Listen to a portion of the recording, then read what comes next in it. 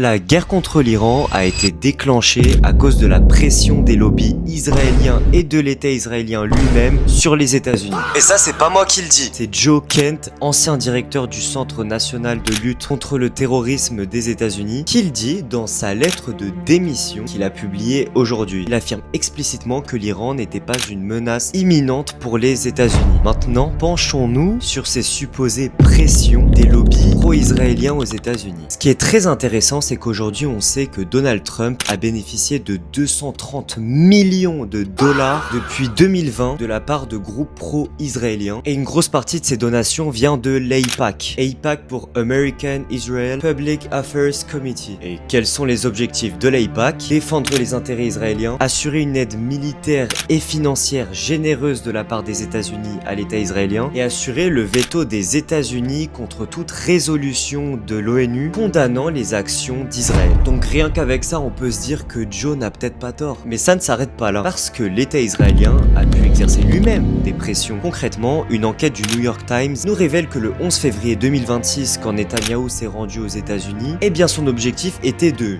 je cite, garder Trump sur le chemin vers la guerre. Super l'ambiance. Et surprise totale, le 28 février 2026 commencent les offensives américano-israéliennes contre l'Iran. Et en plus de ça, en pleine période de négociation avec l'Iran. Et c'est très curieux parce que juin dernier, Trump affirmait avoir annihilé le programme nucléaire iranien. Sauf que maintenant, on se retrouve avec des déclarations où Donald nous dit que le nucléaire iranien est une menace imminente. D'accord, Donald? Est-ce qu'avec tous ces éléments, on peut avoir des doutes? Oui. Mais je vous laisse vous faire votre idée. Sur ce, je vous dis à très bientôt.